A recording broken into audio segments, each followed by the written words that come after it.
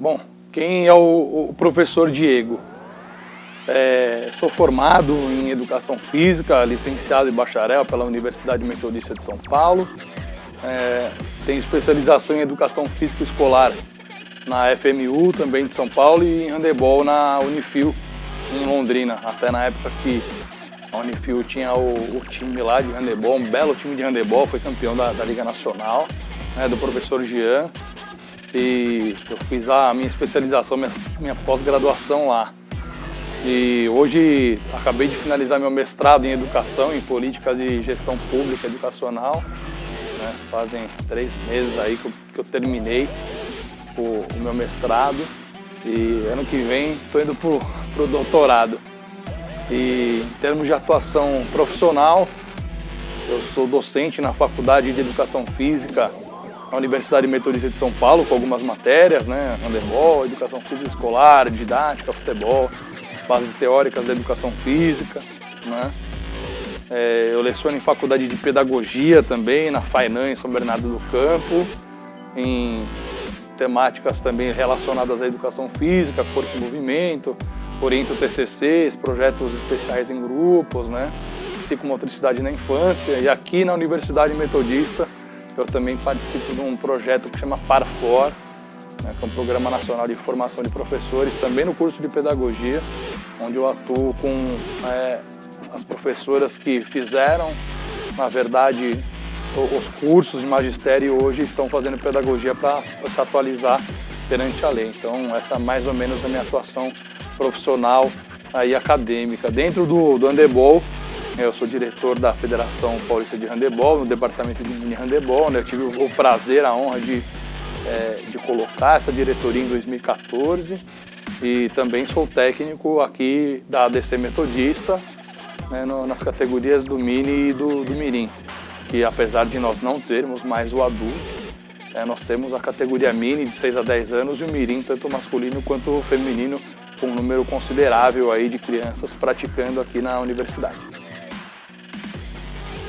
Eu conheci o handebol na escola, acho que como quase todo brasileiro, tenho contato primeiramente na escola com o esporte.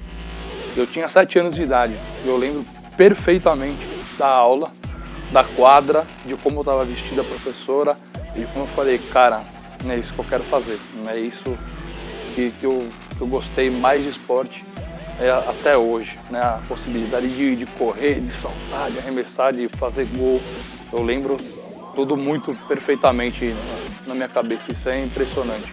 Por isso que até hoje, quando eu vou dar a primeira aula para uma criança, para um adolescente, eu tento fazer ser uma ocasião muito especial, porque assim como a professora, que na verdade ela nem deve saber disso, deu essa aula e me marcou tanto, eu tenho certeza que talvez as minhas aulas, as primeiras aulas de muitas crianças e adolescentes marquem também a vida de algumas pessoas. E continuei jogando na escola e até chegar quando eu tinha 12, 13 anos na Metodista, na escola de esportes. Eu joguei no infantil, joguei no cadete e aí no juvenil eu resolvi parar justamente para ser professor. Fui um atleta mediano, não jogava bem, mas continuei no handebol como professor, como técnico, como idealizador de vários projetos. O meu incentivador no handebol foi um professor que chama Newton Copini. O Newton, ele era meu professor de educação física na escola, na educação básica. Eu cheguei numa escola chamava Centro Educacional Integrado, no 7º ano, na 7ª série, vindo de outra escola. E o professor viu que eu gostava muito da modalidade, que até levava em nível escolar um certo jeito. Então ele me incentivou muito e me trouxe para a Metodista para eu fazer o teste.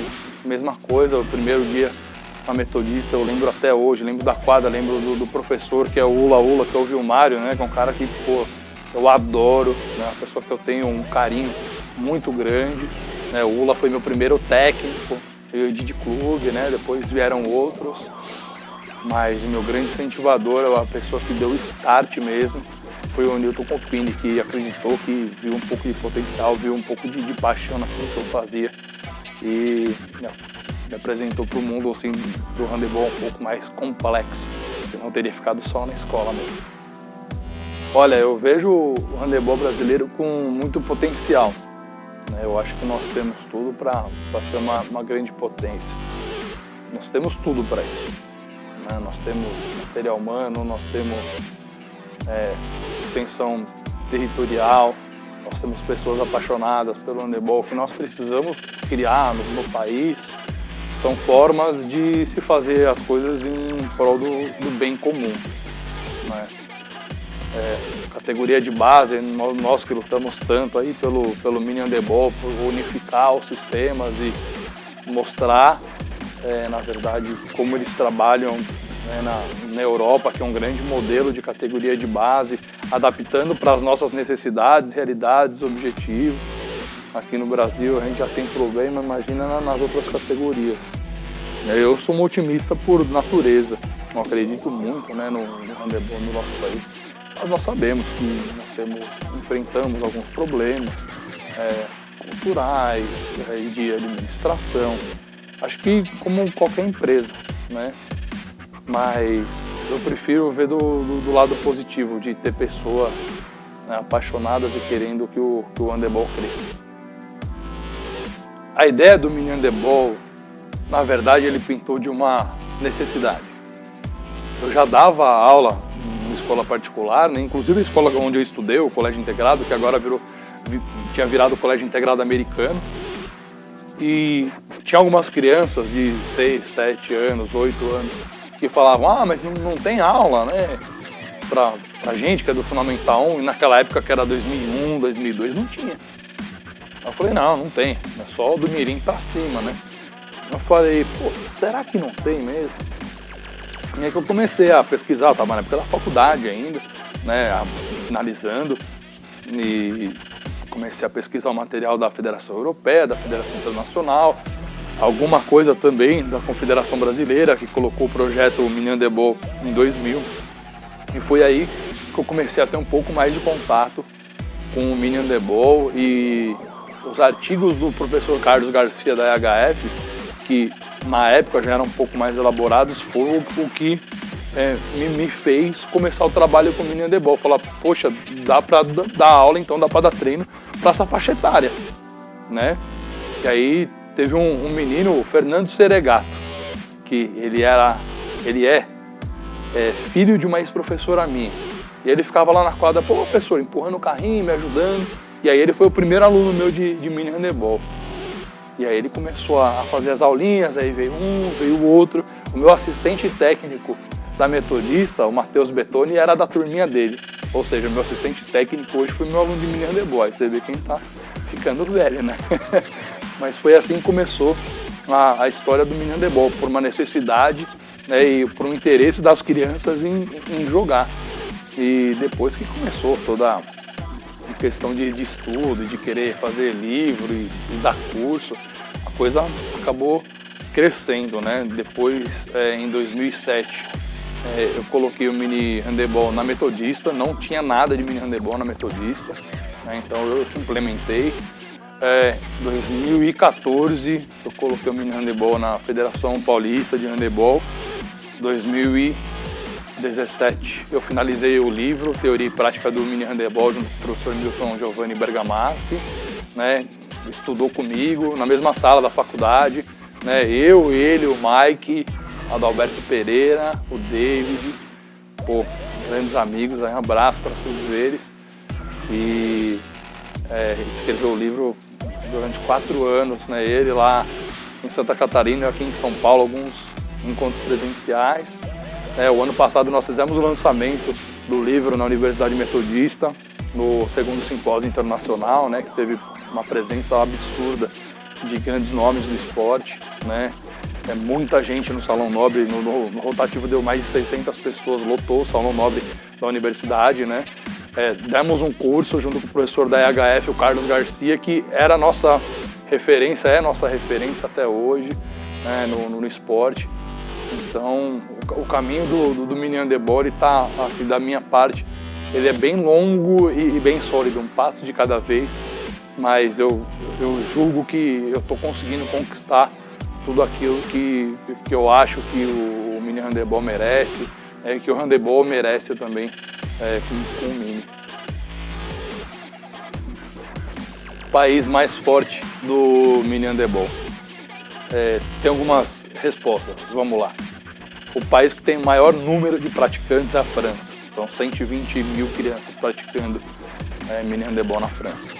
Em grandes eventos, em clubes, escolas, estádios, ginásios, grandes festivais, enfim. O segundo país com o maior número de praticantes, a Dinamarca, com 32 mil, 33 mil crianças. Olha a diferença de número, né, de um país para o outro.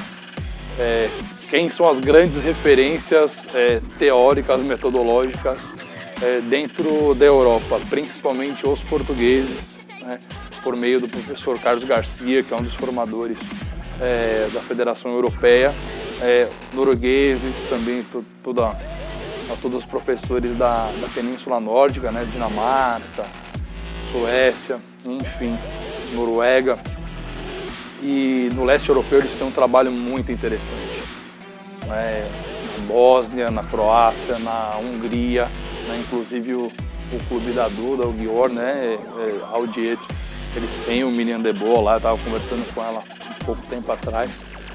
E grande parte, né, dos clubes e escolas no leste europeu, eles oferecem o mini handebol para as crianças, né, de 6 até 10 anos, que é justamente a fase que eles estão, o que corresponde aqui no Brasil ao Fundamental 1, né? Então, quem é mais forte, a gente não sabe, até porque não tem muita competição, né? Uma coisa um pouco mais cooperativa, formativa, mas em dados, assim, oficiais, né, o maior é o francês, né? E tem essas outras linhas de pensamento também em relação ao mini do resto da Europa. Um diferencial muito grande do nosso livro, das nossas pesquisas, né, do Teoria e Prática do Mini Handebol, são as participações especiais, né? Começando pela contracapa, que é o professor doutor João Batista Freire, que é uma das referências na educação física escolar. Eu sou muito fã das publicações dele, são grandes publicações que, assim, mudaram meu jeito de ver a educação física, dentre outros autores, e ter conseguido, assim, né, a participação dele, para mim foi de muita honra, sabe? Eu fiquei muito satisfeito de ter ele conosco nessa fase. O Morten também, o Morten Solbach, né? Ele teve uma participação imensa, né, em algumas informações, a ponto de falar: Diego, eu liguei na Dinamarca, conversei com um cara que você queria lá e ele falou isso, foi o tradutor simultâneo, a minha opinião sobre isso é isso, isso, aquilo. Então ele teve muita participação também. Rogério Totó, né, que foi presidente da Federação Paulista, coordenador do curso de Educação Física da Universidade Metodista, fez a introdução do livro, uma introdução fantástica. O professor Carlos Garcia, de Portugal, que era a nossa referência, fez o prefácio, né, nós tivemos a honra de ter a participação do Carlos. Leandro Dias, grande goleiro, foi meu aluno na universidade, meu amigo, assim, de adolescência, ele foi meu aluno na universidade. Né? Então eu convidei ele para escrever a parte de dicas para o goleiro de handebol, de mini handebol.